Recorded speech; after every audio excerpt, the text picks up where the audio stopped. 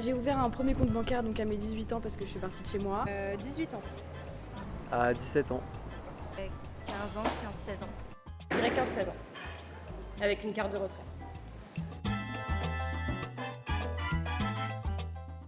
Du coup pour le taux, parce qu'il donnait des avantages si je partais à l'étranger.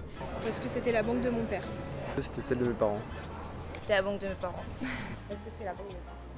Mes parents étaient chez la Banque Postale, du coup voilà, j'ai pris un compte chez la Banque Postale également.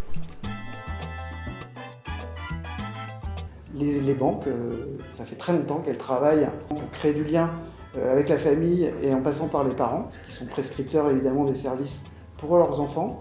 Donc ça passe par le crédit étudiant, ça passe par des produits d'épargne qui vont servir finalement à préparer l'étudiant quand il va rentrer dans la vie active. Il partira avec un pécule. Et je pense que ces services un peu historiques finalement auprès des prescripteurs que sont les parents, je pense que les banquiers ils ont intérêt à continuer à les développer pour des offres qui sont à la destination de la famille. Je prends l'exemple du paiement. On peut imaginer que finalement dans la trajectoire de SharePay, on peut imaginer que demain il y a un compte de la famille qui est porté par plusieurs cartes et qui tape finalement sur le même compte.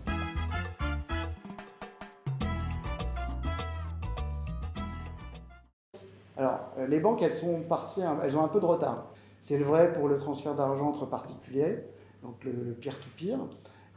Il y a des acteurs comme Lydia, il y a des acteurs comme Pumpkin qui se sont développés très, très fortement, notamment en France. Les banquiers ont pris du retard, mais les banquiers essaient de le rattraper en ce moment, notamment avec Pélib entre amis, pour se positionner et proposer ce type de service à leurs clients et notamment aux jeunes.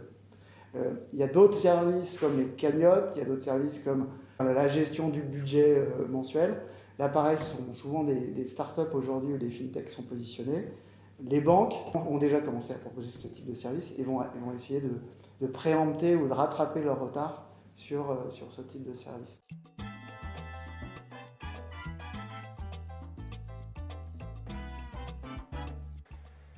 Pumpkin, c'est une application mobile de paiement et de remboursement instantané entre particuliers. Il suffit juste d'avoir un numéro de téléphone pour s'envoyer de l'argent, donc plus besoin de faire de virement bancaire, plus besoin de passeport, on ne connaît pas l'IBAN des personnes, plus besoin d'avoir du cash sur soi qui est jamais bon montant. Et les cas d'usage, on se rembourse un verre, un covoiturage, on paye son babysitter, on envoie de l'argent à ses enfants.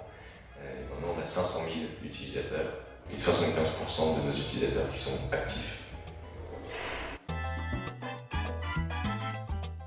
Par virement sur l'application aussi. L'application de De la caisse d'épargne. Ouais. D'accord. Lydia et Pumpkin.